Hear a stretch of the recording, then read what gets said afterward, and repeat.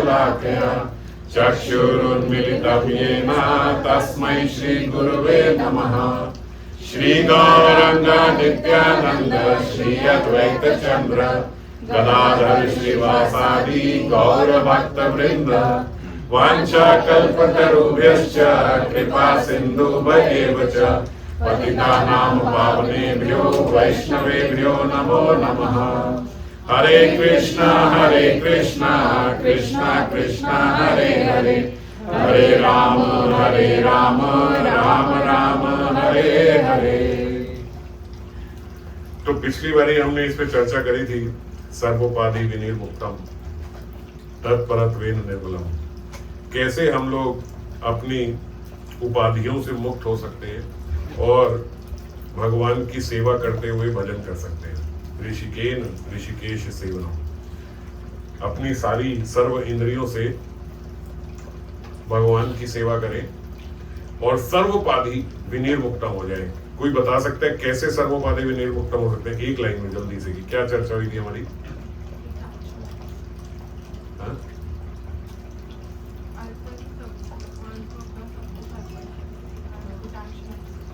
जैसे हमने उदाहरण लिया था, तात ऋषभ सो होए मात मंदाल सा मानो, पुत्र कपिल सा मिले और मित्र प्रहलाद सो जानो। तो ये सारे संबंध है। ये सब कौन है? जिन्होंने सर्वोपाधि विनिर्मुक्तम को जिया है, जो सारी उपाधियों से मुक्त होके, जिन्होंने गृहस्थ में रहते हुए भजन किया है। तात ऋषभ सो होए, मानी जैसे ऋषभ जी जो थे, राजा ऋषभ, भगवान ऋषभ जैसे वो थे ऐसे होने चाहिए। हमने उनकी चर्चा करी थी कि 100 पुत्र थे और उसमें से जो 81 थे वो तो सन्यासी हो गए थे और 9 योगेंद्र थे इसमें से, तो वो भी महात्मा थे। केवल 10 ही रह गए जिनको राज्यभार उन्होंने संभलवाया, वो भी जरूरी था। तो और जिन्होंने राज्य संभाला उनमें भी एक राजा भरत की कथा हम सब जानते हैं, वही आगे जड़ भरत हुई। तो कैसे, जैसे हम कहते हैं ना, बच्चों को देखें उनके संस्कार कैसे हैं, तो उनके संस्कार से पता लग जाता है कि घर में माता पिता किस प्रकार के हैं। व्यक्ति को पहचानना हो तो उसकी मित्र मंडली देख लो कैसी है। जैसे उसकी मित्र मंडली होगी वो उसका व्यवहार पता लग जाएगा, ये ऐसे ही होगा, है ना। शरीफ आदमी के बदमाश दोस्त नहीं हो सकते। तो अगर सारी मित्र मंडली बदमाश होगी है तो पता लग जाएगा कि कैसा है, व्यवहार पता लग जाता है। ऐसे ही बच्चों का व्यवहार कैसा है, काफी कुछ पता लग जाता है कि घर में कैसे संस्कार उसको मिलेगा। तो तात ऋषभ सो हुई, है ना। ऋषभ जी कैसे हैं, उनके पुत्रों के माध्यम से भी पता लग रहा है कि सब कैसे राजा होते हुए भी उन्होंने अपने पुत्रों को संन्यास लेने की प्रेरणा करी। क्यों? क्योंकि क्या हमारे मनुष्य देह का लक्ष्य है, ये पहचानना बहुत जरूरी है। चाहे हम कहीं पे भी रहें, चाहे हम विरक्त वेश में हो, चाहे हम गृहस्थ में। मान लो आपने विरक्त वेश ले लिया, मान लो आपने गृहस्थ में रहते हुए विवाह ना करने का प्रण लिया कि शादी नहीं करेंगे, सब नहीं करेंगे, लेकिन लक्ष्य ये नहीं बना कि भगवत प्राप्ति करनी है, तो क्या लाभ? विरक्त वेश ले लिया, कपड़े बदल लिए, लेकिन लक्ष्य ये नहीं बना। वहां पे लक्ष्य हो गया कि भैया आश्रम बड़ा बन जाए, कुछ चेले चपाटे साथ में हो जाए, गुरु बन जाए, तो क्या लाभ, है ना। और एक गृहस्थ अगर सब कुछ करते हुए उसका लक्ष्य भगवत प्राप्ति है, देखो ये बात छोटी मत समझना। अगर किसी का लक्ष्य भगवत प्राप्ति है तो फिर भगवान ने भगवत गीता में उसको आश्वासन दिया है कि वो कभी उसका पतन नहीं हो सकता, वो जहां है वो वहां से कभी नीचे नहीं गिर सकता। ये बहुत बड़ा आश्वासन है। आज हम लोगों को सबको मृत्यु से डर लगता है। क्यों डर लगता है मृत्यु से? पहला कारण हमारा मोह इस जगत में, इस शरीर से, इन संबंधियों से। दूसरा सबसे बड़ा कारण हमें लगता है एक अनसर्टेनिटी है कि हम कहां जाएंगे, और जैसे हमारे कर्म है हमें लगता नहीं कि कोई अच्छी जगह पहुंचेंगे, है ना। तो हमारा फियर क्या है? एक तो सबसे बड़ा फियर होता है अनसर्टेनिटी का। अब मैं एक अंधेरे कमरे में हूं तो मैं लाइट यहां सारी बंद हो जाए, मैं वैसे ही डर जाऊंगा। क्यों? क्योंकि अनसर्टेनिटी है, पता नहीं क्या हो जाए, अंधेरा है। तो अंधेरे में डर ये लगता है कि अब मुझे पता नहीं है, किसी चीज का ज्ञात ना होना ये भय देता है। मुझे आगे का पता ही नहीं है ना, तो ये भय देता है। लोग अपने भविष्य से कई बार इसीलिए डर जाते हैं क्योंकि पता ही नहीं अब आगे क्या होना है। क्यों? क्योंकि वर्तमान में उसके लिए कोई क्रिया ही नहीं कर रहे। अगर कोई वर्तमान में मेहनत कर रहा है, कोई बच्चा बहुत मेहनत कर रहा है, पढ़ाई कर रहा है, बहुत अच्छे से कर रहा है, वो अपने भविष्य से डरता नहीं है, वो अपना भविष्य बनाने में लगा है, उसका निर्माण कर रहा है। और जो निर्माण नहीं कर रहा वो डरेगा। अब हम क्या है, हम मृत्यु के बाद हमारी क्या गति होगी, उसके लिए हमारा अगर कोई ज्यादा योगदान नहीं है तो हम डरेंगे कि पता नहीं मृत्यु के बाद क्या होगा। मृत्यु में सबसे बड़ा भय यही है कि मैं अनसर्टेन, पता नहीं क्या होगा, मुझे पता ही नहीं है। और महात्मा क्यों नहीं डरते, संत महात्मा को मृत्यु का भय क्यों नहीं सताता? क्योंकि उन्हें पता है, इसके लिए उन्होंने पूरा जीवन जिया है।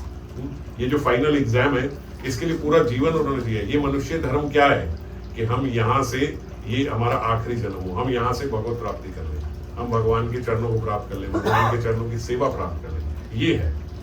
तो ये लक्ष्य पे जो चल रहा है वो क्यों डरेगा, और जो लक्ष्य के करीब है वो क्यों डरेगा? अर्जुन ने भगवान से पूछा कि भगवान मेरा भय ये है, हालांकि वो अर्जुन का भय नहीं था, हमारी तरफ से अर्जुन पूछ रहे हैं कि मेरा भय ये है कि किसी ने पूरा जीवन भक्ति तो करी पर अंत में इतनी शुद्ध नहीं हुई, इतना मन निर्मल नहीं हुआ कि भगवत प्राप्ति हो जाए, अंत में भगवत नाम मुख से नहीं निकला, तो क्या गति होगी उसकी? और फिर अर्जुन ने खुद ही बोला कि देखो ऐसा जीव तो बेचारा दोनों तरफ से गया, न संसार में संसार का मजा ले पाया, क्योंकि संसार में भी उसने सब त्याग दिया था, जीवन भर प्रयास करता रहा, और जीवन के उपरांत भी उसको भगवत प्राप्ति नहीं हुई। तो वो तो एक ऐसे बादल की तरह हो गया कि जो अपने झुंड से अलग हो गया। अब एक छोटा सा बादल अलग हो जाए तो ना तो वो वर्षा कर सकता है और ना वो अपनी मर्जी से कहीं टिक सकता है, वायु उसको इधर उधर ढकेलती रहती है। तो वो बोलते वो तो उसकी गति तो ऐसी हो गई उस बात की। भगवान ने कहा ऐसा नहीं है अर्जुन, आप ऐसा कह रहे हो, हे तात, बड़े प्रेम से संबोधन करके भगवान उन्हें बोल रहे हैं ऐसा नहीं है। कैसा है फिर? बोलते जिसका जीवन का लक्ष्य भगवत प्राप्ति है, जो भगवान को पाना चाहता है, जो भगवान की सेवा पाना चाहता है, इसी लक्ष्य से अपना जीवन जी रहा है, यदि उसकी कोई, देखो अगर गति नहीं प्राप्त हुई तो इसका कारण ये है कि उसके मन में अभी भी इंद्रिय तृप्ति रह गई होगी, विषय वासना जरूर रह गई होगी, तभी ऐसा हुआ। इसका सीधा मतलब यही है कि क्यों भगवत प्रेम प्राप्त नहीं हुआ, क्योंकि कुछ विषय वासना भी हृदय में थी। तो भगवान बोलते ऐसा जीव जिसका लक्ष्य मुझे पाना था पर भीतर कुछ विषय वासना भी शेष रह गई थी, वो विषय वासना जिसे वो हटाना चाह रहा था लेकिन बीच में ही कार्यकाल खत्म हो गया, इस देह का वो चला गया, वो विषय वासना रह गई, तो क्या होगा? तो भगवान बोलते ऐसा जीव जो है उसकी एक तो पूर्ण रूप से निश्चित हो जाओ, गारंटी है कि वो कभी नरक में नहीं जाएगा, उसका पतन नहीं होगा। क्यों पतन नहीं होगा? क्योंकि उसका लक्ष्य भगवत प्राप्ति था, वो मेरे पास ही आना चाहता था, वो मेरे पास आने के लिए क्रियाव्रत था, कार्य कर रहा था, मेरे पास मुझे पाना चाहता था। अब कोई काम अधूरा रह गया तो भगवान इतने निर्दयी थोड़ी, अधूरा रह गया चलो जाओ नरक में, ऐसा नहीं है। वो बोलते उसके भीतर विषय वासना थी तो क्या करेंगे? तो बोलते उसको अगला मनुष्य देह मिलेगा, उसे फिर अवसर मिलेगा कि वो अपनी उस विषय वासना से दूर होकर भजन कर सके। क्यों? अब क्या बोलेंगे भैया, अगर कोई पेपर कर रहा है, एग्जाम कर रहा है, अब समय बीत गया लेकिन एग्जाम उसका पूरा कंप्लीट नहीं हुआ, कर रहा था, ऐसा नहीं है चीटिंग कर रहा था, बातें कर रहा था, ये कर रहा था, उसका लक्ष्य पेपर खत्म करना था, पूरा नहीं हुआ, तो एक अच्छा इन्विजिलेटर क्या गया, चल यार 10 मिनट और ले ले, जल्दी से कर ले फटाफट, सिंसियर है। तो अगर कोई सिंसियर है, तो अगर आप देखोगे पूरा टाइम तो इधर उधर देख रहा था, ये सब कर रहा था, इसका इंटरेस्ट था ही नहीं पेपर करने में, एंड में बोले तो आप भी कहोगे नहीं वापस ले लो, अब नहीं। लेकिन अगर कोई सिंसियर है, अगर उसका लक्ष्य भगवत प्राप्ति है और फिर वो चूक गया अंत में कि पूरा नहीं कर पाया, उसकी विषय वासना कुछ रह गई, पूरा मन साफ नहीं हुआ, तो भगवान क्या बोलते, उसको अगला अवसर मिलेगा। अगला अवसर कहां मिलेगा ये भी भगवान ने विस्तार से बताया। बोले अगर कुछ विषय वासना रह गई है, पूर्ण रूप से चाहता था तो क्या करते हैं? बोले वो दौरान जिसमें देखो क्या होता है, आपको आपके कर्म और प्रारब्ध के हिसाब से दूसरा देह मिलता है। अब बिल्कुल वही अवस्था, वही परिस्थिति, वैसा ही चाहिए जैसा आपका मन था, एकदम भगवान पूर्ण रूप से वैसा ही जगह पे उसको जन्म देते हैं। ठीक है, अब पूर्ण रूप से देने के लिए उस समय वो परिस्थिति अभी नहीं है कहीं पे कि उसको जन्म दिया जाए, तो जीव आत्मा बीच में कुछ समय रुक जाती है। तो वो कहां रुकती है? तो वो बोलते हैं उसको स्वर्ग में ले जाते हैं, उस जीवात्मा को। अब हालांकि उसने स्वर्ग के लिए तो कोई कार्य नहीं किया था, वो तो भगवत प्राप्ति करना चाहता था, तो स्वर्ग में बोलते उसकी जो विषय वासना अधूरी रह गई थी उसे वो विषय वासना पूरी करने का अवसर देते, ये करते। पर क्योंकि वो भक्त भगवत प्राप्ति ही करना चाहता था, तो वो स्वर्ग में वो विषयों को भोगता तो है, पर उसका लक्ष्य जो है अब क्या है, जब हम यहां से इस मनुष्य देह से निकले तो मन तो वही है, वो वहीं पॉज हो गया।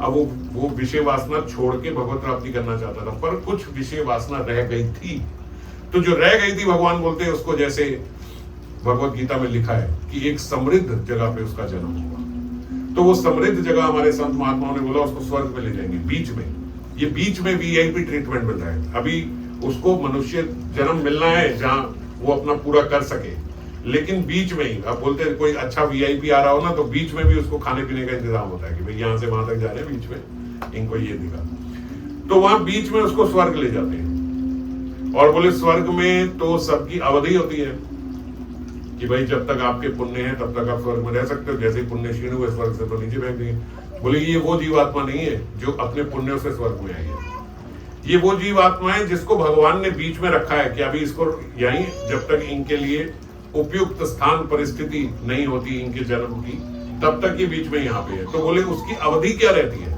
स्वर्ग में कब तक रह सकता है, क्योंकि उसने उसके लिए तो कोई पुण्य कार्य किए ही नहीं भक्त ने कि वो स्वर्ग में जाए, उसका लक्ष्य ही स्वर्ग नहीं था, तो कब तक रहेगा।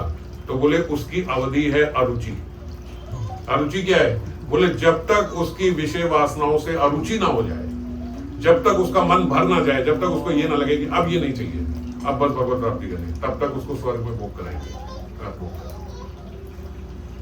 ये किसकी है, जो यहां सिंसियर रहा है, जो भगवत प्राप्ति ही करना चाहता था पर कुछ विषय वासना रह गई, जो सर्वोपाधि विनिर्मुक्तम हो रहा था, जो इसी प्रयास में था, जो अपने ध्येय से और जुड़ नहीं रहा। देखो जो जीवन के अंत तक जुड़ रहा है, अभी भी जीवन के अंत तक अपनी सुविधाओं का ध्यान रख रहा है, अभी भी जीवन के अंत तक अपने शरीर का और अपने रिश्तेदारों के लिए ही कार्यरत है, उसको नहीं बोलेंगे सर्वोपाधि विनिर्मुक्तम, उसको ये नहीं बोलेंगे कि ये भगवत प्राप्ति करने के किसका लक्ष्य था, वो तो अभी तक इसी में लगा हुआ है।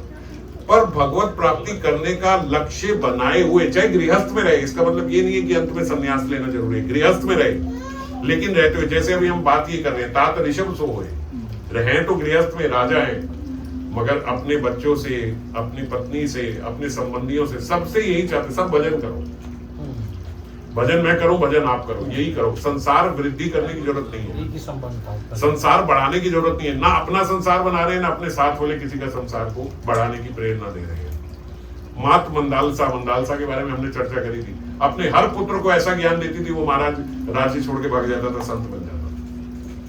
एक बच्चे को पति के कहने पे रोका कि भैया चल वो बन जा, उसको भी ऐसा मंत्र दे दिया कि एंड में जब फंसने लगेगा तो निकल जाएगा, ऐसा इंतजाम कर गई माता। ऐसी माता होना चाहिए, ऐसी माता नहीं वो बोले अरे हम तो भाई कर रहे हैं, बच्चों को तो आजादी दो, बच्चों को तो अपना घूमने फिरने दो, खेलने कूदने दो, इनको तो अपना जो करे, हम तो अपने बच्चों को, हाँ ठीक है बच्चों को जबरदस्ती नहीं करनी चाहिए, पर आपका अपना स्वभाव और संस्कार ऐसा होना चाहिए कि बच्चा प्रेरित हो भजन करने के लिए। हम अपने बच्चे से भजन ना करवाएं और हम सोचते हैं हम बहुत अच्छी माँ है कि हम तो कर रहे हैं भाई, हम उसको क्यों बोले, वो अपना जीवन जिए, वो अपना जीवन जी नहीं रही है, आप उसको नरक में भेज रहे हो। आज ये बात मेरे को रियलाइज हुई, मैं थोड़ा सर दर्द में सो गया, अधिक सो गया, मुझे मेरे घर वालों ने भी उठाया, इन्होंने मेरी अच्छे के लिए नहीं उठाया, पर असल में मैंने बताया मेरा अच्छा नहीं, मेरा बुरा किया आपने। ये कोई अच्छी बात थोड़ी है कि मैं सोता ही रह गया और मुझे उठाया ही नहीं। अब जैसे मान लो एक बच्चे को सुबह कहीं जाना है, स्कूल जाना है, उसकी माँ कहे भाई सो रहा है, ना उठाओ बेचारा सो रहा है, नहीं निर्दयता से माँ उठाती है, भाई उठ स्कूल जाना है। किसी की कोई फ्लाइट है, आप कहो नहीं कोई बात नहीं, सो रहा है, सोते हुए का नाम उठाए, हमारा प्रिय है, आप उसका भला कर रहे हो, उसका नुकसान कर रहे हो, उसका नुकसान कर रहे हो। ऐसे ही हम अपने बच्चों के लिए सोचते हैं, कोई बात नहीं अभी इसको ऐश करने दो, कोई बात नहीं अभी इसे संसार में घूम लेने दो, कोई बात नहीं हमने नहीं किया ये करें, हम नहीं कर पाए ये कर रहे, ये करें। आप उसका फायदा कर रहे हो, आप उसका नुकसान कर रहे हो, आप उसको नर्क में ढकेल रहे हो, और आप सोचते हो ये आपकी ममता है। इसीलिए बोला मात मंदाल समझे, आपके जीवन का लक्ष्य ही क्लियर नहीं है, आप समझे ही नहीं मनुष्य देह का लक्ष्य क्या। अगर आप समझे होते तो जितने आपके डिपेंडेंट हैं, जिनको आप समझा सकते हो आप समझाते, भाई ये नहीं करना ये करना है। फिर करे ना करे अलग बात है, जबरदस्ती किसी को भजन नहीं करा सकते, पर अगर आपका भजन में आनंद है तो कोई आपको देख के भजन करने से रोक नहीं सकता, ये भी बात समझ लें। आप भजन में आनंद ले रहे हो, आपको देख के कौन भजन नहीं करेगा? आपको अगर मजा आ रहा है, आप अगर एंजॉय कर रहे हो भक्ति को, तो आपके बच्चे क्यों नहीं करेंगे? जरूर करेंगे। वो कहेंगे भाई अकेले क्यों आनंद ले रहे हो मम्मी, ये मजे मुझे भी चाहिए जो आप कर रहे हो। अब आप मजे तो उसको बोलो कि भैया मैं जो बाहर घूमने गई, मैं जो यूरोप गई, मैं जो यहाँ गई, मुझे शॉपिंग में गई, आज मजा आया है। और कथा और कीर्तन में तो हम मुंह लटकाए रखे और वहां एंजॉय करें, तो वो ऑटोमेटिकली क्या करेंगे? वो आपके साथ शॉपिंग करेंगे, आपकी तरह मोबाइल देखेंगे, आपकी तरह मूवी देखेंगे, आपकी तरह घूमने जाएंगे, क्योंकि वो देख रहे हैं आप एंजॉय उसमें कर रहे हो। बच्चा वही सीख रहा है जो वो देख रहा है, वो नहीं सीख रहा है जो आप बोल रहे हो। अगर आपकी एंजॉयमेंट सुबह देर तक सोने में है तो नेचुरली बच्चे की भी एंजॉयमेंट इसी में होगी कि सुबह देर तक उठेंगे। अगर आप सुबह उठ के बहुत खुश होते हो, आप मान लो जॉगिंग पे भी जा रहे हो, आप पार्क में भी जा रहे हो और बहुत एंजॉय कर रहे हो, बहुत वहां की आके बात लाते हो, वहां ये हुआ ऐसा हुआ, तो बच्चा नेचुरली बोलेगा कि मैं भी चलता हूँ कल से। क्यों रसिका वगैरह आ जाते हैं जब हम जाते हैं, क्यों ये प्रेरित होते हैं जाने के लिए? क्योंकि हम एंजॉय करते हैं, वो कहते हैं हम भी चलेंगे। और अगर हम आए हैं हमें तो जाना पड़ता है, हमारे तो नहीं तो शरीर काम नहीं करेगा, ये नहीं करेगा, इसलिए हम तो जा रहे हैं, तुम तो अपना मस्ती से सोएंगे अगर आप ऐसे जाओगे तो हम भजन कैसे करते हैं? हमारा एक मुंह लटका रहता है, हम ऐसे मरे रहते हैं, ये कर रहे हो, अरे अभी तो मेरी माला रह गई, अरे अभी तो ये रहता है, वो रहता है। जब बच्चा ये देखता है तो वो दूर से ही हाथ जोड़ देता है, भाई मैंने कभी इस अवस्था में नहीं जाना, इनकी तो बड़ी दयनीय अवस्था है बेचारों की, फंस गए दीक्षा लेके, अब इन्हें करनी पड़ेगी, मैं नहीं दूंगा कभी। तो आप अपने आचरण से क्या दिखा रहे हो, समझ गए? तो हमारा लक्ष्य अगर भगवत प्राप्ति है तो ये सब चीजें हमें बर्डन नहीं लगेंगी, इन सब चीजों को हम एंजॉय करेंगे। जब हम अपने लक्ष्य के करीब जा रहे हैं तो उस चीज को हम एंजॉय करेंगे या हमें मुसीबत लगेगी? आप बताओ। आपका एक लक्ष्य है, मुझे ये गाड़ी लेनी है, अब उस गाड़ी के लिए पैसा इकट्ठा होता जा रहा है, तो आपको अच्छा लगेगा बुरा लगेगा? आप और उत्साहित होंगे। आपका घर लेना है लेकिन घर के लिए पैसा जुड़ता जा रहा है, और उत्साहित होंगे। हमें भगवत प्राप्ति करनी है और उस भगवत प्राप्ति की ओर मैं आगे बढ़ता जा रहा हूँ, मुझे अच्छा लग रहा है, मुझे अनुभव हो रहा है, मुझे भगवान का प्रेम मिल रहा है, दुलार मिल रहा है, अच्छा लगेगा। जो ये अच्छा लगेगा उससे और लोग भी प्रेरित होंगे, ये नेचुरल है, आप आर्टिफिशियल नहीं कर सकते। आप दिखा नहीं सकते कि मैं खुश हो रहा हूं लेकिन आप हो नहीं रहे हो। आपकी मुंह तो लटक गया कि भाई मेरी अभी तक माला रहती है, करना पड़ेगा, मजा आ रहा है बेटा, मजा आ रहा है, नहीं हो पाएगा। आर्टिफिशियल नहीं कर सकते हो आप। जहां आप घर में रह रहे हो वहां बाहर आप कुछ भी बोल दो, बाहर वालों को, घर वालों के साथ आप नाटक नहीं कर सकते। इसलिए मैंने बोला था आपके घर वाले क्या बोलते हैं आपके बारे में, वो आपका असली स्वरूप है। बाहर वालों के साथ तो आप अच्छे हो जाओगे थोड़ी देर के लिए। तो खैर, तो हमारे जीवन का लक्ष्य अगर भगवत प्राप्ति है तो हम उसमें उत्साहित रहेंगे। ये बात समझ में आ गई? जब आप उसमें उत्साहित रहोगे, उसमें आनंदित रहोगे, और फिर अगर बीच में ये कार्य रुक गया, आपका शरीर पूरा हो गया, आपकी मृत्यु हो गई, आप अभी भगवत प्राप्ति कर नहीं पाए, लेकिन लक्ष्य यही था, आप उत्साहित थे भजन करने। अब आप समझे, उन लोगों के साथ ऐसा वीआईपी ट्रीटमेंट होता है कि भगवान बोलते मैं अगला अवसर देता हूं कि ये फिर से भजन कर सके, और फिर से भजन कर सके। तो अगर कोई छोटी मोटी इंद्रिय तृप्ति रह जाती है तो वो इंद्रिय तृप्ति भगवान स्वर्ग में करवा देते थे, यहाँ करो। अरे भाई, जो इंद्रिय तृप्ति हम यहाँ कर रहे हैं वो स्वर्ग वाले तो उसको थूकते हैं। जैसे हम सुअर को नाले में खुश देखते हैं ना, तो घिन होती है कि कहाँ नाले में खुश हो रहा है, नाले में नाच रहा है सुअर, इसीलिए सुअर गाली है, किसी को सुअर बोलना। ये ऐसे बोलते देवी देवता हम लोगों को सुअर की तरह समझते हैं। ये क्या भोग करते हैं, क्या इनका भोग है? गंदा खाना खाते हैं उसमें खुश हो जाते हैं, बाहर का पता नहीं कैसा गंदा बासा सड़ा हुआ खाना खाते हैं उसमें ही प्रसन्न हो जाते हैं। सुअर, उनके लिए हम सुअर जैसे ही, उसमें भी ज्यादा खा ले तो अपच हो जाता है, थोड़ी सी कुछ पी लिया खा लिया गैस हो गई, एसिडिटी हो गई, ये हो गई, वो है। महाराज क्या करते यार, जरा सा खाते नहीं मर जाते हो। तो हम इंद्रिय तृप्ति कर ही नहीं पाते उनके हिसाब से।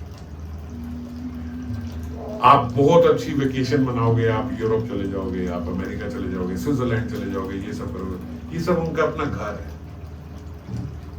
आप बहुत अच्छी गाड़ी ले लोगे, वो ले लोगे, उनके पास अपने विमान है स्वर्ग में। आपका विमान कोई और चलाएगा, आप तो महंगी टिकट खरीद के जाओगे, उनके मन से चलने वाले विमान है।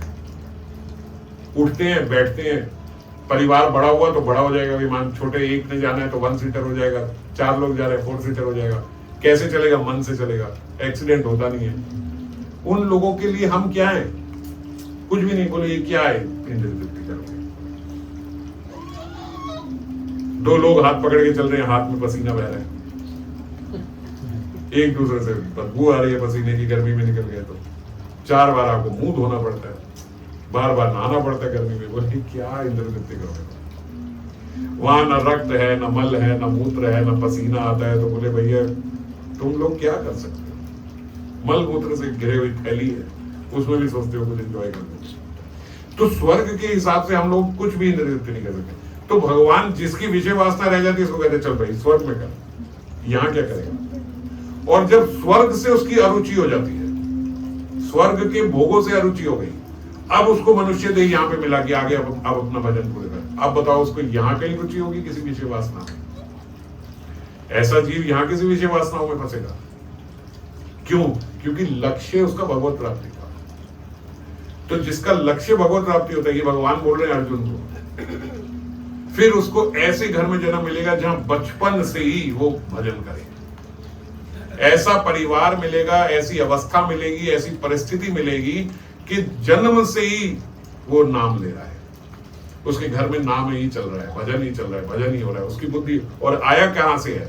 किस मन से आया? पूर्ण रूप से अरुचि हो चुकी है जिसकी विषय वासनाओं से। तो जिसका थोड़ा सा भी रह जाता है उसको अगला जन्म भगवान ऐसे दिलाते हैं और फिर उसको अपने पास बुला लेते हैं। क्यों? ऐसा क्यों? बोले भगवान आप रिवार्ड दे रहे हो यार, जिसको विषय वासना रह गई उसको रिवार्ड मिल रहा है। बोले नहीं, जिसकी विषय वासना खत्म हो रही है वो तो सीधा भगवत प्राप्ति कर रहा है, उसको तो विमान लेके मैं लेने आता हूं, ये तो बीच में रुक रहा है। जो भगवत प्राप्ति कर, जो भगवत प्रेम प्राप्त कर चुका है उसके लिए तो स्वर्ग नर्क के बराबर है। ये बीच में क्यों रोका भाई? फिर अगला जन्म मिलेगा, फिर अगला ये होगा, उसके लिए तो बहुत खराब है, इतना बड़ा डिले हो गया। जैसे हम एक फ्लाइट से जा रहे हैं सीधा यूरोप और बीच में आपको पता लगे कि बीच में वो है क्या, लेओवर है। लेओवर कितने का है? बोले तब तक लेओवर है जब तक आपको ये नहीं लगता कि यार यहाँ कुछ नहीं रखा, जब तक अरुचि ना हो जाए तब तक आपका लेओवर है। और बड़ा लंबा लेओवर है यार, कितना लंबा हो गया। तो अरुचि वैसे ही हो जाती है जहां आपको पता लगे कि भैया जा तो रहा हूं दिल्ली से बॉम्बे और लेओवर है बीच में गोवा, आपको बड़ा अच्छा लगेगा कि चलो गोवा में जा रहे हैं, मगर कितनी देर? क्योंकि आपका लक्ष्य तो बॉम्बे पहुंचना था, है ना? अरुचि हो जाती है, हाँ, आ ही जाता है जिसका लक्ष्य भगवत प्राप्ति होता है। क्योंकि वो स्वर्ग जाने के लिए उसने कुछ भी नहीं किया। आप समझो, ये वो स्वर्गवासी नहीं है जिसने पुण्य कर्म करे थे कि मैं स्वर्ग चला जाऊं। ये वो जीव है जो भगवत प्राप्ति करना चाहता था। ये वो जीव है जो आप जा रहे हो यहाँ से बॉम्बे, बड़े खुश हो, मैं बॉम्बे जा रही हूँ, बहुत अच्छा लग रहा है, कभी पहले गई नहीं, बॉम्बे देखूंगी, ये देखूंगी। अब आपकी टिकट हमने कराई यहाँ से स्विट्जरलैंड की, बीच में रुकना पड़ रहा है बॉम्बे। अब कैसा लगेगा बॉम्बे?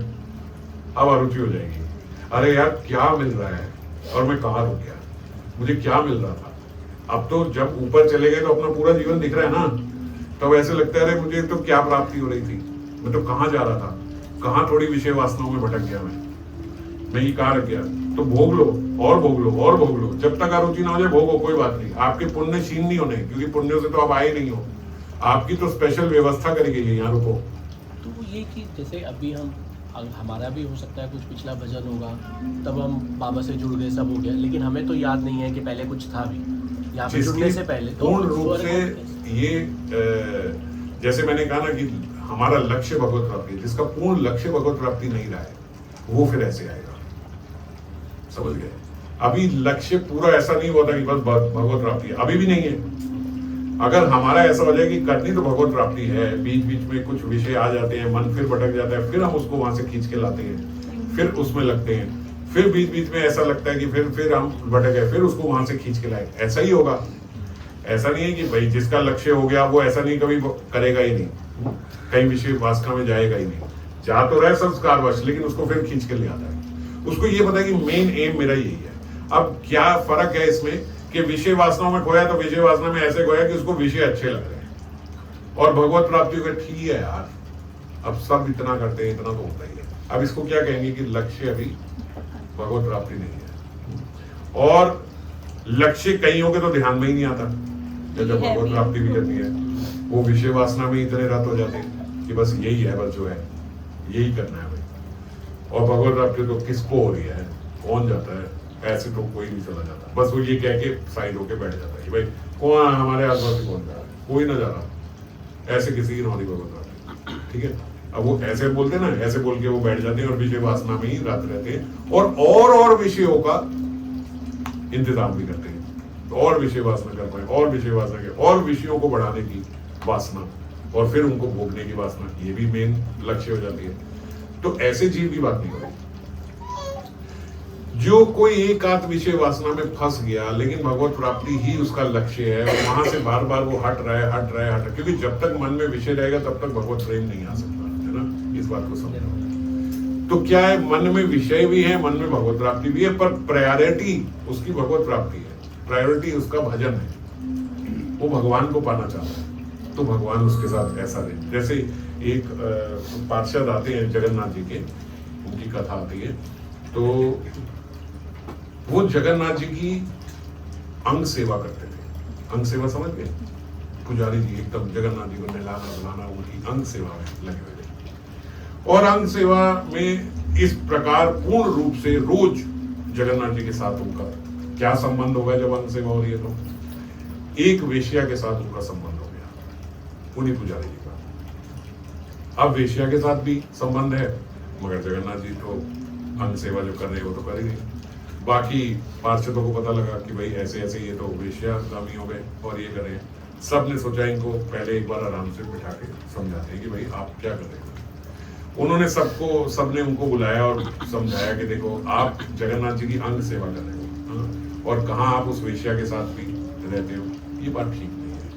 एक चीज करो, वेश्या को छोड़ दो, नहीं तो जगन्नाथ जी की अंग सेवा छोड़ दो। ये दोनों काम एक साथ नहीं हो सकते। महाराज ऐसा मोह में फंसे, उन्होंने जगन्नाथ जी की अंग सेवा छोड़ दी और वेश्या को चुन लिया, उसके साथ रहे आजीवन। उसके बाद वेश्या के साथ ही रहे, मृत्यु हुई।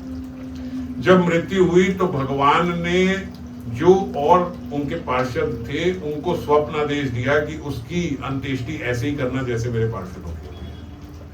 सबने बोला, उन्होंने स्वप्न में ही उन्होंने भगवान से प्रश्न किया, भाई स्वप्न ही ऐसा आ रहा था, स्वप्न में ही उन्होंने प्रश्न किया, आप क्या बात बोल रहे हो, वो तो आपकी सेवा कब से छोड़ के चला गया और हमने तो आराम से समझाया था, ऐसा भी नहीं हल्ला किया, निकाला, कुछ करा, हमने तो आराम से समझाया, उसको बोला था कि भाई यहाँ तो वेश्या को छोड़ दो, और उसने आपको छोड़ दिया और वेश्या के पास चला गया। भगवान बोलते उसने मुझे छोड़ दिया, ये उसकी इच्छा हो सकती है, मैंने उसे नहीं छोड़ा, उसने मेरी सेवा करी है, उसका लक्ष्य मेरी सेवा करना था, वो एक वासना में फंस गया। ये बात सत्य है, ये सत्य घटना है। जगन्नाथ जी ने कहा मैंने नहीं छोड़ा उसे, उसने भले मुझे छोड़ दिया।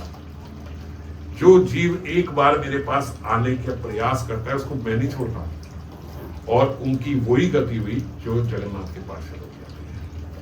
वैसे ही अंत्येष्टि हुई, वैसे ही अगला अवसर मिला होगा, क्योंकि प्रेम प्राप्त नहीं हुआ, मगर वैसे ही बिल्कुल सब सत्कार संस्कार सब वैसे ही हुआ जैसे जगन्नाथ जी के पार्षद होगा, और जगन्नाथ जी की आज्ञा से कि इनका वैसे ही करना है। तो ऐसे ही भगवान बोलते हैं कि जो एक बार मेरी तरफ चल दिया उसको मैं छोड़ता नहीं हूं। आपने जो भजन का कार्य किया, आपने जो भजन का लक्ष्य बनाया, आप जो भजन का कार्य कर रहे हो, आप जो भगवत सेवा कर रहे हो, जो आप कथा श्रवण कर रहे हो, जो आप हरि नाम ले रहे हो, ये खत्म नहीं होगा। आप विषय वासना कर रहे हो, उसका पाप अलग मिलेगा। आप जो नाम ले रहे हो उससे प्रेम मिलेगा। जो हम भक्ति कर रहे हैं वो भगवान वो रख रहे हैं। देखो, इस जगत का अकाउंट की तरह भगवान का अकाउंट नहीं होता। आप जितना भजन कर रहे हो वो इधर है, आप यूं समझ लो वो तेल है, आप जो विषय वासना में लगे वो पानी है। ये मिल नहीं सकते, एक दूसरे को खत्म नहीं कर सकते। पानी अलग ही रहेगा, तेल अलग ही रहेगा। पानी को सुखाया जाएगा अलग भाप से, वो भाप आपकी पश्चाताप भी हो सकती है, और वो भाप भगवान की पनिशमेंट भी हो सकती है, और वो भाप आपकी रोग भी हो सकते हैं, तकलीफ भी हो सकती है, कोई भी पीड़ा हो सकती है, जिससे वो विषय वासना का पाप खत्म हो जाए। पर जो ये भजन है, ये भजन हमेशा रहेगा, इसका नाश नहीं हो सकता। ये सब बातें भगवान ने अपने मुख से ही बोली है, आप सबने सुनी है ना। ये नामे भक्ता प्रणश्यति, मेरे भक्त का कभी विनाश नहीं होता, मेरी भक्ति का कभी विनाश नहीं हो सकता। जो भी आप कर रहे हो, जो भी ये कर रहे हैं, ये सब महाराज सब पक्का हो गया, अभी कभी हटेगा नहीं। ये जो हमने नाम लिया, जो हमने भजन किया, जब हमारा मन लगा, जब हमने जो भगवान को पुकारा, जो प्रार्थनाएं करी, ये सब अटल है, ये हट नहीं सकती, ये सब रहेंगी। तो ये जब रहती है तो भगवान के साथ जब हमारा, इसीलिए मैं बार बार बोलता हूं, भगवान के साथ एक संबंध होना चाहिए। जो संबंध नहीं है वो शांत रस है, वो संबंध नहीं है पर शांत रस। शांत रस सबके भीतर निहित होता है, जो भी उसके ऊपर जाता है, जो दास्य भाव में जाएगा, साख्य में जाएगा, वात्सल्य में जाएगा, माधुर्य। शांत रस तो है ही है ना। शांत रस क्या है? शांत रस ये है कि जो शास्त्रों में लिखा है मैं उसको पालन करना चाहता हूं। शांत रस ये है कि मैं आपको पाना चाहता हूं, मैं आपके पास आना चाहता हूं, मैं आपका अंश हूं, मैं इसको स्वीकार करता हूं। एक पानी की बूंद है, पर जब वही बूंद, एक बूंद सागर में गिर जाए तो वो सागर है। अब वो बूंद नहीं है, अब वो बूंद सागर बन गया। तो जब भगवान की सेवा प्राप्त हो गई तो आप फिर तो पार्षद हो गए, फिर भगवान से अलग नहीं हो। और हम वही हैं, हम वही पानी की बूंद है जो सागर से अलग हो गई। अलग हो गई तो उसके अंदर पता नहीं क्या क्या अहंकार आ गया, पर क्या है वो अहंकार? अगर वो वही बूंद फिर समुद्र में मिल जाए तो पूर्ण रूप से पूरा समुद्र बन जाएगा। तो हम वो पूरा समुद्र बन सकते हैं, हम एक बूंद बने बैठे और उसमें अहंकार बनाए बैठे। समझ गए? तो ये जीव जब भजन करता है, ये जीव जब भक्ति करता है, जब भगवान का नाम लेता है, जब भगवान से संबंध जोड़ता है, भगवान के पास जाने का प्रयास करता है, भगवान बोलते वो भूल जाए, मैं नहीं भूलता कि ये मेरी भूल है। फिर भगवान बोलते ये एक बार उसने, और हमारा तो क्या है कि एक बार सदगुरु के माध्यम से संबंध से जुड़ जाए तो फिर तो जुड़ ही गए। मन कितना जुड़ा कितना नहीं जुड़ा अलग बात है, आप जुड़ गए क्योंकि आप सदगुरु के माध्यम से जुड़ गए, आप एक पार्षद के माध्यम से जुड़ गए, आप राधा रानी की एक मंजरी के माध्यम से जुड़ गए। अब वो अलग नहीं हो सकता। अब अगले जन्म में भी वो ही रहेगा, आप कुछ भी करो, अगले जन्म में आपका लक्ष्य भी वही रहेगा, आपका भाव भी वही रहेगा। समझ गए? तो ये सब जब एक बार जुड़ गया, ये तो जुड़ गया, ये खत्म नहीं हो सकता। हाँ, अब जो विषय वासना उसमें आप कर रहे हैं या हो रही है, उसको हमें प्रयास करना चाहिए जल्दी से जल्दी अपनी वासनाओं को लपेटे खत्म करें। और खत्म करने के प्रयास में कोई रह गई तो भगवान बोलते मैं भोग के खत्म करवा दूंगा यार, आओ तो सही, आ जाओ। फिर भगवान छोड़ते नहीं है।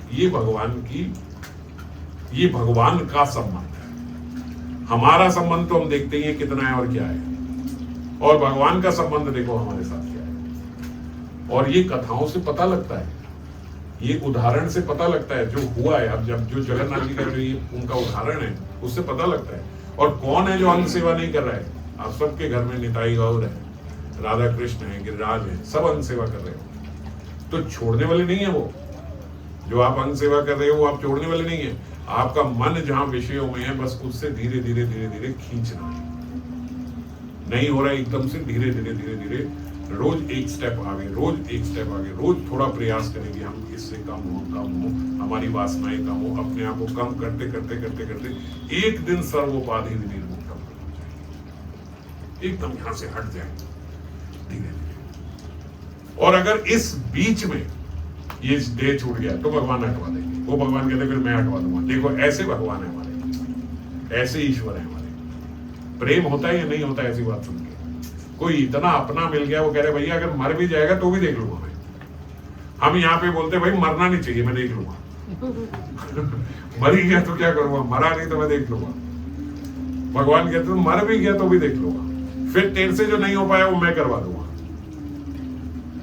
अरे भगवान मेरी ये रह गई, तो भोग ले भाई, यहां क्या भोगी थी वहां भोग। मैं कम बोल रहा हूं, मैं सच बोल रहा हूं। संत महात्मा ये कहते हैं कि अगर उसकी स्वर्ग में भी रुचि नहीं खत्म होती, भगवान उससे ऊपर लोक में ले जाते हैं, चल उसके ऊपर भी चल, ब्रह्म लोक तक ले जाते हैं। बता कितनी तेरे को भोगनी है। वो ऐसे हाथ जोड़ दे, भगवान ये नहीं करना, आपके पास जा रहा है। क्योंकि जो इतना प्रेम कर रहा है लेकिन अपने पास नहीं बुला रहा है। एक पिता आपको भोग तो करवा रहा है, अच्छा चल ये यहाँ खा ले, चले तेरा अच्छा खाने का बना, चल होटल में खा ले, तेरा अच्छा खाने, चल उस होटल में खा ले, चल उस जगह पे रह ले, तू मुझे अपने पास तो बुलाओ, आपके पास आना है। ये सब देख लेता नीचे से ऊपर तक, ये इससे मन नहीं कभी भी बनता, ये बेकार है। ये समझ गए? मैं थोड़ा कम बोल रहा हूं, वो तो ऐसे बोल रहे हैं भैया तू जो करना कर, तू अब बता और क्या चाहिए। जीव ऐसे हो जाता है भैया, ये सब नहीं चाहिए, अब आप चाहिए। इतना प्रेम करने वाले आप चाहिए, क्योंकि जहां भेज रहे हो वहां कोई इतना प्रेम नहीं करता। आपको बहुत प्रेम से एक व्यक्ति खिलवा रहा है। मैं आपको बोलूं जाओ होटल में जाओ, आपको बिल नहीं देना, कब तक? जब तक मर्जी करो, कोई बात नहीं, मेरी चलती है। वहां पे आप जाओ, खाओ ये खाओ, आप जो मांगो वो आपको दे दे, आप जो बोलो वो आपको दे दे, जो कहो वो आपको दे। लेकिन प्रेम से आपको कोई खिलाने वाला नहीं है, आपके साथ बैठ के खाने वाला नहीं है। आपकी भोगों की रुचि आप भोग लो, आपको जो चाहिए आपके कमरे में आ जाएगा, आप खाओ। लेकिन कोई प्यार करने वाला नहीं मिलेगा। प्यार करने वाला दूर बैठा है जो आपको ये सब करवा रहा है, वो आपके प्रेम में आपको सब करवा रहा है। अच्छा ये भी ले ले, ये भी ले ले, ये भी ले, यही था ना तेरे को जो मेरे पास आने नहीं देना था, ले ले और ले ले। आप ऐसे हो जाओगे कि नहीं हो जाओगे ना, आप अपने पास लेंगे। क्योंकि जो प्रेम कर रहा है वो भी गोलोक में बैठा है भाई, वो कहीं इधर उधर नहीं बैठा कि आपको चलो यार होटल छूट जाएगा इनके पास जाऊंगा, तो वो गोलोक में बैठे हैं, इन सब के ऊपर, बहुत ऊपर। और जो वहां प्राप्त होना है वो तो हम कल्पना भी नहीं कर सकते अभी यहाँ पे। तो वो ऐसे ही ये चाहिए था ये ले ले, ये चाहिए था ये ले ले, ये चाहिए था, मुझे हमें कुछ नहीं चाहिए, हमें आप चाहिए, आपका प्रेम चाहिए। तो ऐसा नहीं कि जीव भोग की वजह से गोलोक जाता है, अरुचि हो जाती है उसकी, ये सब नहीं चाहिए। उनके प्रेम में पागल हो जाता है कि ये चाहिए। और ये बात सुन के यहीं पे भगवान से प्रीति बढ़ जाती है, उनसे प्रेम बढ़ जाता है कि भगवान, इसीलिए हम ऐसे, अरे भगवान मेरे से आप तो ऐसे हो गए होंगे, अरे अरे मेरी सेवा करते हुए मेरे से ऐसे गिर गए, अरे आज मेरे से भगवान रहा है, इन सब चक्रों में मत फंसो। भगवान तो कितना प्रेम करने वाले हैं, कितना प्रेम करने वाले हैं कि मृत्यु के बाद भी आपकी कोई विषय वासना रह जाए, उसको भी कहते हैं तो पूरा कर, तू आना।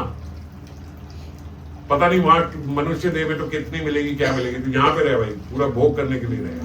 और आप वो बुलाना चाहते हैं। भगवान इतने मूडी नहीं है, हम अपनी तरह समझ लेते हैं भगवान को। आज भगवान मेरे से नाराज हो गए, आज हाँ, आपकी कोई क्रिया ऐसी हो, आपके कोई कर्म ऐसे हो जो सही नहीं करें, तो आपकी कॉन्शियसनेस आपको ये बात बोलती है, वो गलत नहीं है। आप बोलते भगवान मेरे से आज रुष्ट, भगवान रुष्ट तो नहीं होते, पर आपकी जो कॉन्शियसनेस है वो गलत नहीं है। जो आप ये बोलते हो कि ये मैंने ये गलत किया तो आज भगवान मुझसे रुष्ट होंगे। आपने जो ये गलत किया, जो ये आपकी चेतना है ना, ये भगवान ने आपके पीछे लगाई है, ये भी भगवान ही की शक्ति है। एक्चुअली यही भगवान की अचिंत्य शक्ति है।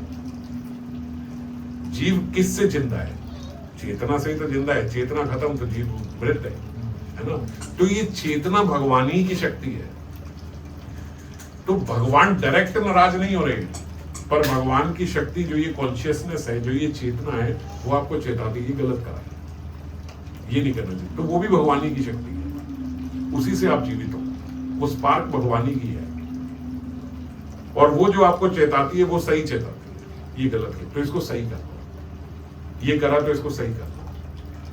पर समझ गए, तत्व से समझे तो भगवान इतनी जल्दी गुस्सा नाराज, गुस्सा खुश हो गए, आज गुस्सा हो गए, नाराज हो गए, गुस्सा हो गए, नाराज हो गए, शाम को नाराज हो गए, सुबह खुश हो गए, ऐसे भगवान नहीं हो रहे हैं। भगवान चाह रहे हैं आप आ जाओ। कल्पना करके देखो, भगवान चाह रहे हैं आप आ जाओ, अब आप आ जाओ। जिनको कोई कमी नहीं है वो चाह रहे हैं कि आप आ जाओ। और हम जो सुअर की तरह जीवन जी रहे हैं, हम सोच रहे हैं कि हम थोड़ा यहाँ भी और एंजॉय करें। बहुत दयनीय स्थिति है, बहुत बुरे तरीके से मोहग्रस्त है। तो सर्वोपाधि विनिर्मुक्तम क्या होता है कि ये सारी उपाधि यहां से हट गई, अब केवल मैं और भगवान के साथ मेरा संबंध है। अब मैं उनको समझ पा रहा हूं, अब मैं उनको जान पा रहा हूं। जीव यहां जितना भी कुछ भोग रहा है वो सिर्फ अपने कर्मों को ही भोग रहा है। कुछ भी करने से वो खत्म नहीं हो सकते, कुछ भी करने से। आप कुछ कहो मैं ये कर लूँ, मेरे ये खत्म हो जाएगा, मैं ऐसा कर लूँ, मुझे कोई पहले से बता दे, मेरे को कोई ये कर ले, मैं ये सावधानी कर लेता, मैं वो कर लेता। आपको अगर कुछ भी ठीक करना है, अपने कर्म ठीक कर लो। आपको कोई भी समस्या आ रही है, कुछ भी हो रहा है, जीव और अपना स्वभाव खराब कर लेता है। थोड़ा समय खराब हुआ, स्वभाव उससे ज्यादा खराब हो गया। भाई ये बहुत बड़ी गलती है। अपना स्वभाव सही रखो, क्योंकि खराब स्वभाव से ही ये खराब समय आया है। और खराब समय को सही स्वभाव ही ठीक कर सकते। मेरे साथ बुरा हुआ तो इसके साथ क्या अच्छा हो जाएगा? हम क्यों अच्छा करें जब हमारे साथ बुरा हो रहा है तो और बुरा करना शुरू हो जाएगा। जब मेरे साथ लाइफ में ये सब हुआ तो मैं लोगों का क्यों इतना होगा? ऐसे सोचते हैं ना भाई। इसी की वजह से आपका ये समय आया था। आज तक तो मैंने किसी का बुरा नहीं किया था मेरे साथ, तो अब मैं क्यों किसी का ध्यान दूं? ये बहुत गलत बात है। अब आप और इन्वाइट कर रहे हो अपने खराब समय को, और एक्सटेंड कर रहे हो अपने खराब समय। जितना भी आप भोग रहे हो वो सब आप अपने ही कर्म भोग रहे हो, आप अपने ही स्वभाव को भोग रहे हो। और कब खत्म होगा ये? जब आपका स्वभाव ठीक हो जाएगा। जेल में एक कैदी होता है, उसका स्वभाव अच्छा हो जाए, उसकी सजा कम कर दी जाती है। ये प्रविधान है, हमारे यहाँ का भी संविधान ऐसा है कि बहुत अच्छा स्वभाव हो जाए तो कहते हैं इसकी सजा कम कर दो, बहुत अच्छे से रहे, है ना। तो ऐसे ही है भगवान का भी संविधान, ऐसे ही है। वहीं से ये सब छोटे छोटे बने हैं कि जब जीव का स्वभाव बहुत अच्छा हो जाता है तो उसके जो पिछले, या तो देखो कर्म प्रारब्ध अगर आ भी गए तो आपको दुखी नहीं करेंगे। मेन तो हमें यही है ना कि मैं दुखी ना हूं, है ना। तो आया प्रारब्ध आया, लेकिन आपको दुखी नहीं कर पाया, तो काय का प्रारब्ध, हमें क्या फर्क पड़ता है फिर उससे। और कई बार जब खराब समय होता है तो ऐसा होता है कि एक छोटा सा सरदर्द भी बहुत दुखी कर जाता है। और प्रारब्ध आना जाना ही लगा रहेगा। अगर आपका कर्म अच्छा है, आपकी इंटेंशन अच्छी है, आपका लक्ष्य ठीक है, तो फिर जो मर्जी प्रारब्ध आएंगे आएंगे, आके चले जाएंगे, आपको नोटिस में भी नहीं आएगा, आप उससे दुखी नहीं हो रहे, आप उससे इफेक्ट ही नहीं हो रहे, आप उसको हटाने में लगे ही नहीं हो, आपका लक्ष्य कुछ और है।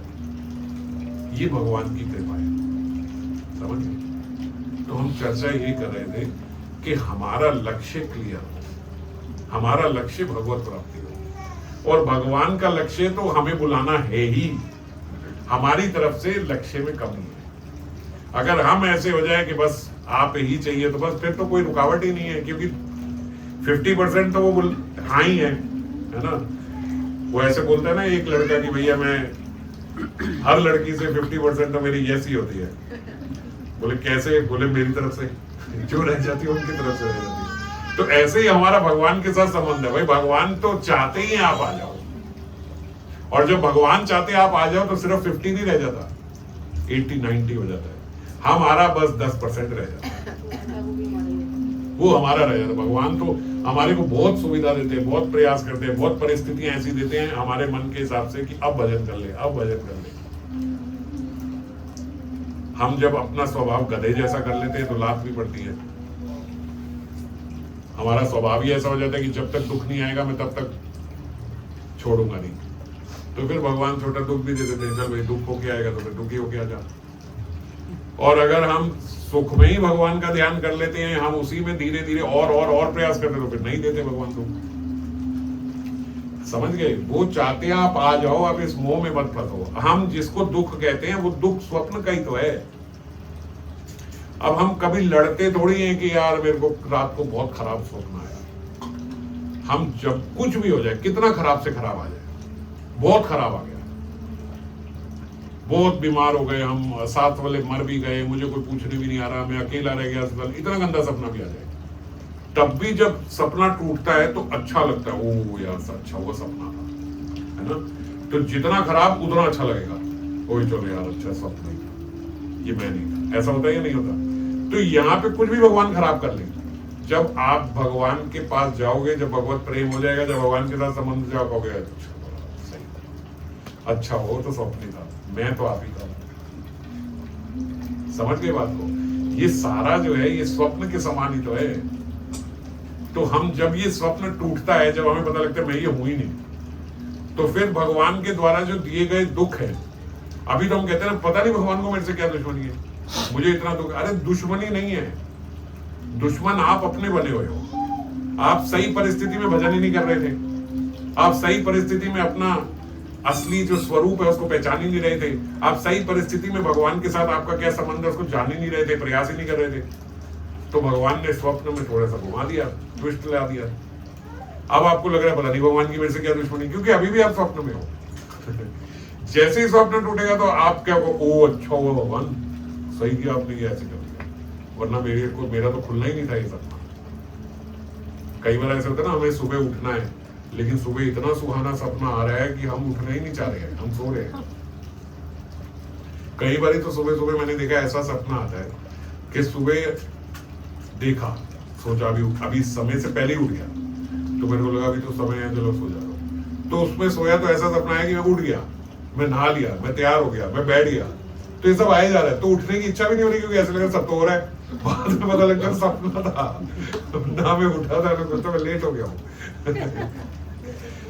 तो अब उस सपने में, अब उसी सपने जिसमें सोच रहा हूँ मैं उठ गया हूँ, मैं बैठ गया, मैं माला करने बैठ गया, ये बैठ गया, जोर का कोई थप्पड़ मारेगी तो एकदम आदमी उठ जाएगा, ओ सपना था मैं तो लेट हो गया हूँ, तो अच्छा लगेगा ना वो थप्पड़। ये वही थप्पड़ है जो भगवान यहाँ पे मारते हैं। आप सुखद सपना देख रहे हो, वो सब अच्छा हो रहा है, सब बढ़िया चल रहा है, सब फर्स्ट क्लास हो रही है, सब जिंदगी है चल रही है, मजे चल रही है, फिर भगवान एक थप्पड़ मारते हुए पागल से क्या कर रहे हैं। तो जब वो थप्पड़ मारते हैं तो हम बोलते हो यार क्या भगवान मेरे से दुश्मन ही नहीं है, सपना तोड़ने के लिए थप्पड़ मारा है कि किस स्वप्न को इतने मजे से जी रहे हो, ये स्वप्न है, वापस आओ। तो जो हम कह रहे हैं दुख दे रहे हैं, दुख दे रहे हैं, दुख दे रहे हैं, ये दे रहे हैं, वो दे, सब इसलिए दे रहे हैं कि आप भगवान को समझो, जानो, पहचानो, आओ भाई, आपकी रियल आइडेंटिटी वेट कर रही है। अब क्या लगे हुए यहाँ पे, अब बताओ भगवान क्या बुरा कर रहे हैं हमारे साथ। कोई चीज आपके दिमाग में आती है नहीं, ये तो इनजस्टिस हो रही है, ये तो बुरा कर रहे हैं। जो भी बुरा हो रहा है वो सब इसलिए हो रहा है कि स्वप्न टूटे। आप इतने मोह में यहाँ फंस गए हो, तो आपको सर्वोपाधि विनिर्मुक्तम करने के लिए फिर थोड़ा मारना पीटना पड़ता है बाहर ये सपने से। तो जो ऐसा कर रहा है वो हमारा भला ही तो कर रहा है, हमारा स्वप्न तोड़ रहा है, हम एंजॉय कर रहे हैं। आप नहीं चाहते हो स्वप्न भी बुरा है, ये भी नहीं चाहते कि मेरे को बुरा सपना भी ना आए, तो यार अच्छे कर्म करो, अच्छा स्वभाव रखो, भगवान से संबंध जोड़ लो, तो भगवान फिर स्वप्न में भी बुरा नहीं करेंगे। कि जब ये जुड़ ही रहा है, अच्छे से जुड़ ही रहा है, वहां से आ ही रहा है, खुद ही स्वप्न से बाहर आ रहा है, तो फिर इसको क्या जगाओ। जो बच्चा खुद सुबह उठ जाता है 6 बजे, आपका 6 बजे का समय है, वो 6 बजे खुद ही उठ जाता है, उसको आप क्यों उठाओगे। जैसे मैंने अभी बोला कि सुबह तो मां निर्दयता से ही उठा देती है, भाई उठने का समय है। और जो बच्चा खुद ही उठ जाए उसको क्या कहोगे, कुछ नहीं हो तो हम नहीं, तो अपने उठ ही जाता है, इसको क्या कहना। ऐसे ही भगवान है, भगवान कहते ये तो आ ही रहा है, इसने तो अपने जीवन का लक्ष्य बना ही लिया है, ये तो धीरे धीरे धीरे धीरे अपनी विषय वासनाओं को कम कर ही रहा है। ये सब ग्रेजुअली होता है, ऐसा नहीं होगा कि हम आज सुने कल हमारी सारे विषय खत्म हो गए, ग्रेजुअली होगा, लेकिन करने से होगा। तो इस बात को ढील मत ले लेना कि अभी भी विषय में आपने कहा था ग्रेजुअली है, हो जाएगा, हो नहीं जाएगा, करना है, होता कुछ नहीं है, बहुत प्रयास करना पड़ता है।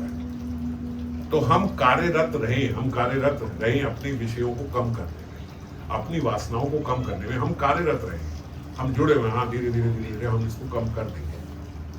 हम यही बोलते थोड़ा समय दो, मैं धीरे धीरे आज मैं 10 सिगरेट पीता हूँ, अब मैंने प्रयास किया मैं 8 पे आऊंगा, 6 पे आऊंगा, 4 पे आऊंगा, 2 पे आऊंगा, छोड़ दूंगा। मैं पूरा इस पे चलाऊँ, मुझे पता है मेरा 6 महीने का प्रोसेस है, मैं 6 महीने में इसको छोड़ दूंगा। उसको कोई क्यों कुछ कहेगा कि ठीक है भाई ये तो सही कर रहा है, इसने टाइम लिया है, मैं 6 महीने में छोड़ दूंगा, 6 महीने छोड़ देगा, वो सही है, समझ गए। और कोई ये कहे भाई 8 पी रहे हैं, 10 पी रहे हैं, पीते रहो, एक समय आएगा अपने आप हमारी अरुचि हो जाएगी, छोड़ देंगे। ऐसा नहीं होगा, फिर आपकी उसके साथ पीने की भी रुचि हो जाएगी कि खाली सिगरेट क्यों पीता हूँ। कुछ साथ होना भी चाहिए है? तो ऐसे कभी अरुचि नहीं होती। अरुचि होती है जब हम ये स्वर्ग नहीं है, ये भगवान नहीं दे रहे हैं कि अरुचि हो जाएगी, ये आपकी विषय वासना बढ़ा रहे, वो बढ़ती चली जाएगी, समझ गए। यहाँ भगवान नहीं आपको दे रही है, आप ले रहे हो विषय वासनाओं, और फिर इसके बाद वो गति भी नहीं होगी जो मैं बता रहा हूँ। जब आप विषयों को बढ़ा रहे हो, जब आपका जीवन का लक्ष्य नहीं, फिर कोई स्वर्ग तो नहीं मिला, यहीं सड़ोगे मरोगे। फिर तो भगवान कहेंगे इसका लक्ष्य भी नहीं था, तो फिर तो कर्म की साइकिल में चल रहा है। हाँ, इतनी गारंटी फिर भी भगवान देते हैं कि जिसने नाम लिया, भगवत नाम लिया, कंठी पहनी है, ये नरक में तो नहीं जाएगा।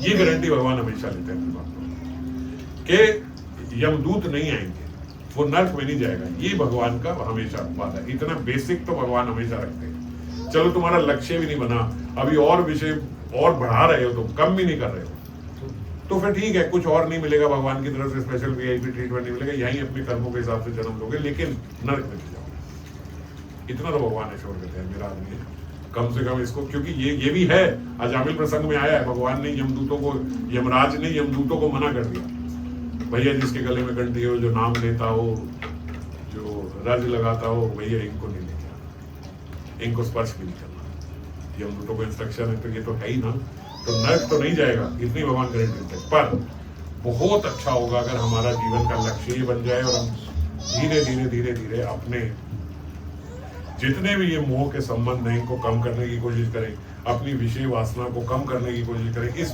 प्रयास में लग जाए। भगवान कृपा करेंगे तो मृत्यु से पहले ही ये सब हो जाएगा और सीधा भगवत प्राप्ति होगी, कोई डिले नहीं, कोई ले हुआ, सीधा हम भगवान के धाम ही पहुंचेंगे और वही होगा। और ये सब संभव है, ऐसा नहीं कोई भी सोचे कि भाई नहीं ये संभव नहीं है, ये हो नहीं सकता, एक जन्म में तो नहीं होता, ये हमारी बहुत सारी अलग अलग धारणा बनी हुई है। ऐसा नहीं है, सीधा गृहस्थ से नहीं जाते, सीधा क्षत्रिय नहीं जाएगा, पहले ब्राह्मण बनेगा, ये अरे नहीं, सब आपकी वैष्णव दीक्षा हो गई, ये कोई मैटर नहीं करता, आप कहाँ थे कहाँ हो, कोई सब कुछ नहीं, सब वैष्णव, सब भगवान के प्रिय हो, भगवान के पार्षद से दीक्षा मिल गई, तो कहीं से कोई स्टॉपेज नहीं है कि आप रुकोगे। अगर आप रुकना ना चाहो, आप विषयों को और बढ़ाओ, वासनाओं को बढ़ाओ, तो बात अलग है। हमारे ऊपर से प्रविधान में, हमारे यहाँ पे संविधान में, हमारी कहीं से कोई रुकावट नहीं, हम इसी जन्म में भगवत प्राप्ति कर सकते हैं। हम सबको ये बहुत बड़ी गलत फहमी मैक्सिमम लोगों को रहती है कि चीज एक जन्म में तो ऐसे नहीं हो सकती, अभी तो बहुत करना पड़ेगा, अभी तो ये करना पड़ेगा, अभी तो फिर जो इतने बड़े बड़े संत महात्मा हैं वो देखो ना, उनका जीवन शुरू ही ऐसा हुआ था, डे वन से वो ऐसे थे, तो वो अवस्था होगी तब जाएंगे, एक जन्म में ऐसी अवस्था नहीं, कुछ बात नहीं, ऐसा कुछ नहीं। इसका उदाहरण है धृतराष्ट्र, कैसे थे, कितने मोहग्रस्त, क्या क्या नहीं कराया उन्होंने, आप उतने तो बन भी नहीं पाओगे। एक प्रकार से ठाकुर जी भी हमला करवा दिया अपने लड़कों से, करो लड़ाई करो, हराओ, कुछ मत दो, ये ना करो, वो ना करो, सब करो, फिर भी भगवत प्राप्ति ना। भगवत प्राप्ति संभव है, हो सकती है, हर जगह हो सकती है, केवल हमें अपने कर्मों का, अपने स्वभाव का ध्यान रखना है और भगवान के साथ संबंध जोड़ना है। इस प्रयास में रहो कि विषय वासना हमारी कम होती जाए, वो बढ़े ना विषयों को बढ़ाए ना वासनाओं को बढ़ाए, धीरे धीरे धीरे धीरे उसे कम करने का प्रयास करें। देखो जब समय सुखद होता है ना, तो जीव विषयों को बढ़ाता चला जाता है, और जो वो विषयों को बढ़ाता है तो फिर उन विषयों से क्या होगा, वासना ही बढ़ेगी, कम तो नहीं होगी, है ना। आज हमारे पास है, चलो यार पैसों की तो कोई इतनी वो नहीं है, चलो एक जोड़ा और ले लेते हैं, छोटी छोटी बातें भी, एक और सूट ले लेते हैं, एक और ये ले लेते हैं, चलो और ले लेते हैं। ऐसे ही खाली बैठे रैंडम, कुछ नहीं है, कोई दिमाग में नहीं है, कोई फंक्शन नहीं है, कोई आ नहीं रहा, कुछ खाली बैठे, क्या करें, मंत्र उठा के देखिए, ले लेते हैं। और ये क्या कर रहे हो आप, मतलब आप, ये बहुत छोटी बात में बोल रहा हूँ, लोग बड़ा बड़ा कार्य भी ऐसे कर जाते हैं, बोर हो रहे हैं तो महाराज गाड़ियां देखनी शुरू कर दी, गाड़ी ले ली। तो बस ऐसे ही कि आप कुछ भी, अभी आजकल कुछ ऐसा है नहीं, तो चलो गाड़ियां देख रहे हैं, चलो ये गाड़ी ले ली। ये आप क्या कर रहे हो, नया फोन आया तो चलो ढूंढते ढूंढते ढूंढते ढूंढते अपना पुराना फोन खराब नहीं हुआ लेकिन नया ले लिया, क्योंकि नया आ गया, बाजार में नया मॉडल आ गया, तब ये बेचे, वो ले लेते। आपको जो कोई खराब कर दे, ये क्या है, ये विषयों को ऐड करना है। इनसे आप क्या सोचते, वासना कम होगी, और क्या हम उस कैटेगरी में आएंगे कि हम अपनी विषय वासना कम कर रहे थे? अंत में आप क्या इस कैटेगरी में आ जाओगे? नहीं, हमारा लक्ष्य तो यही था, हम तो विषय वासना कम कर, कहाँ कम कर रहे हैं? तो इतना खुश ना हो जाना मेरी पहले की बात से कि भैया चलो जा रहे हैं स्वर्ग, भोग रहे हैं वहां पे, नहीं, वो बेटा तुम्हारे लिए नहीं है, वो उनके लिए है जो विषय वासना को कम कर रहे हैं, जो अपने विषयों को कम करने में लगे हुए हैं, वासनाओं को कम करने में लगे। कोई रह गई उसके बाद जिनका लक्ष्य भगवत प्राप्ति है। हमारा लक्ष्य भगवत प्राप्ति ही नहीं है ना, हमारा लक्ष्य विषय वासनाओं को रोकना ही नहीं। ये सब दोनों एक दूसरे के पूरक है। अगर भगवान से प्रेम प्राप्त करना है, भगवान से प्रेम करना है, तो हमें यहाँ विषयों से आसक्ति छोड़नी होगी, समझ गए? और जब ये छोड़नी है तो विषयों का जो हम इकट्ठा कर रहे हैं इतना सारा, वो छोड़ना होगा। ये जो संग्रह हो रहा है विषयों का, अच्छी चीज मिली 2 प्लेट खा ली, 4 प्लेट घर के लिए पैक करा ले, ये संग्रह जो हो रहा है ये रोकना है। जो जब मिला खा लिए, खत्म हो गई बात, नहीं लपेट के ले आएंगे भाई, कल भी खाएंगे इसको बासा करके। ये सब रोको, विषयों के संग्रह को रोको। जब धीरे धीरे धीरे धीरे से हम रोकते हैं, अपने विषयों को कम करें, जरूरत की चीज लो, ठीक है? जो आपके जरूरत की चीज है उसका हमने इस्तेमाल कर दिया। क्यों? हमारे लक्ष्य जो है वो तो भगवत प्राप्ति है। अब बीच बीच में बहुत जरूरतें तो हैं ही। अब आप घर पे रह रहे हो तो इलेक्ट्रिसिटी तो चाहिए, ऐसे तो नहीं करेंगे बिजली कटवा के आ जाएंगे। ये सब हमें चाहिए। जब जो जितना चाहिए उतना इस्तेमाल करें, उसको बढ़ाए ना, लोभ में ना फंसे, विषयों को ना बढ़ाए, तब हम कहीं जाके उस अवस्था में पहुंच पाएंगे कि जहां हम कहें हमारा एम जो है वो भगवत प्राप्ति है, भगवत प्रेमी है। और फिर हम जब इन विषयों को घटाने की कोशिश करें, इन वासनाओं को घटाने की कोशिश करें, तो भगवान देखते हैं हाँ भाई इसका एम यही था। अभी ऐसा नहीं है, अभी तो हम विषयों को बढ़ा रहे हैं, ढूंढते हैं कहाँ मिला, ये मिले वो मिले, वहां जाके वहां यहाँ से ये खरीदेंगे, यहाँ से वहां से वो खा के आएंगे, वो आजकल बहुत चल रहा है, वो उधर का जाके मैंने खाना है। ये तो विषय बढ़ रहे हैं। जब ये विषय बढ़ रहे हैं तो फिर ये नहीं कह सकते कि हाँ जी लक्ष्य भगवत प्राप्ति का, समझ गए? तो अभी हम उस कैटेगरी में नहीं आते हैं। उस कैटेगरी में तब आएंगे जब हम अपने विषयों को काट रहे हैं, बस उतना ही विषयों को यूज कर रहे हैं जितनी जरूरत है,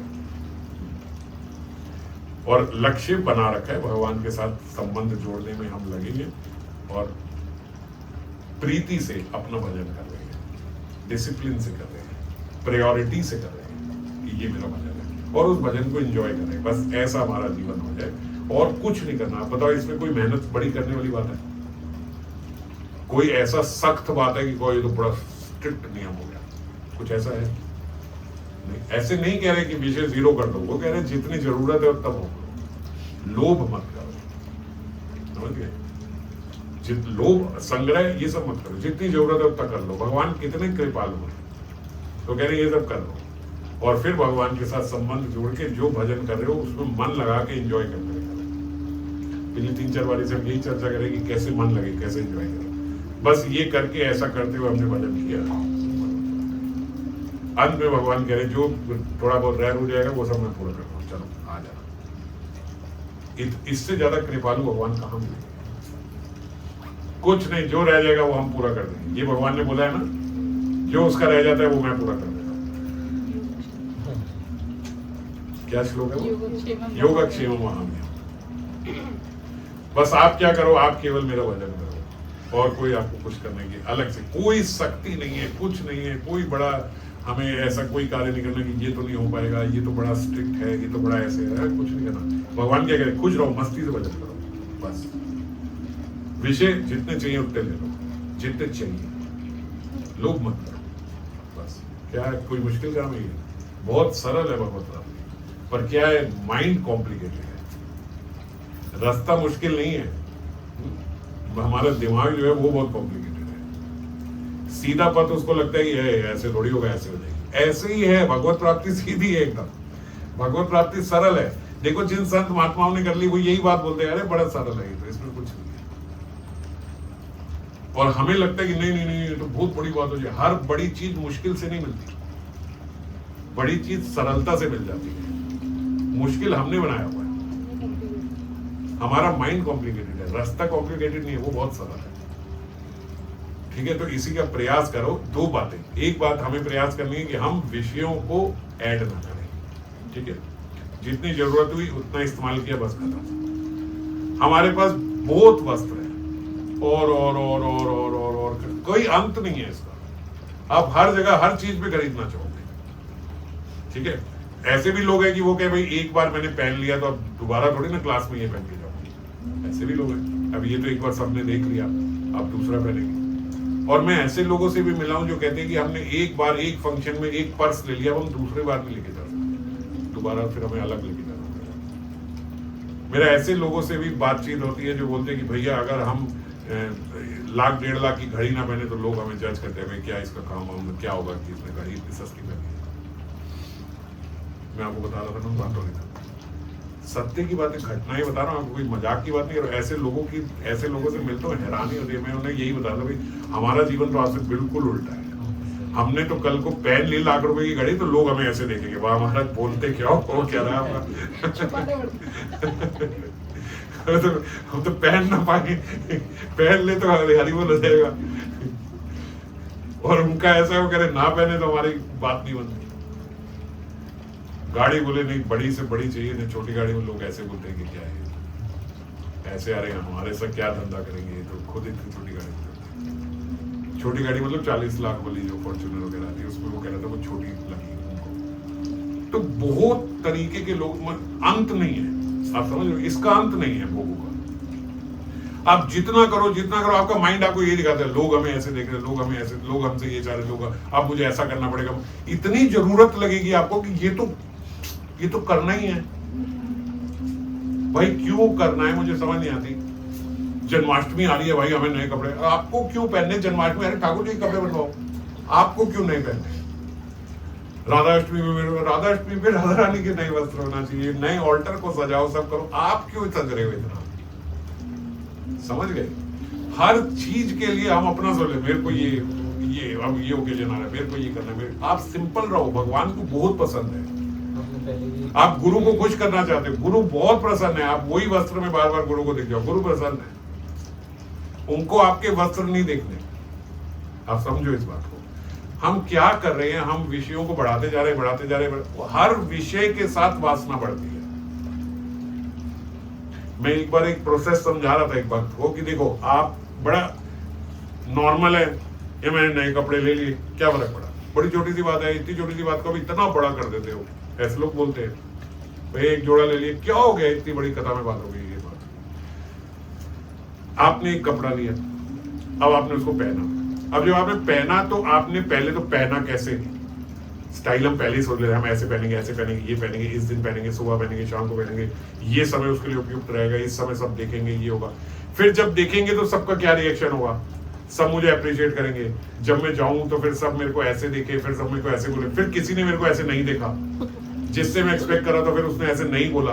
अब एक अलग कलेश कि इसने मुझे क्यों नहीं बोला, और अगर गलती से उसने किसी और को बोल दिया तो वाह भाई वाह, ये इसने ऐसे नहीं देखा, ये नहीं देखा।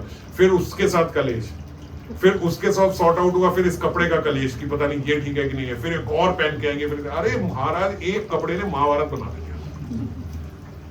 एक कपड़ा सिर्फ एक कपड़ा नहीं आता है, उसके साथ बहुत बड़ी मानसिकता आती है, उसके साथ पूरी गाथा आती है, आपकी एक्सपेक्टेशंस की लिस्ट होती है।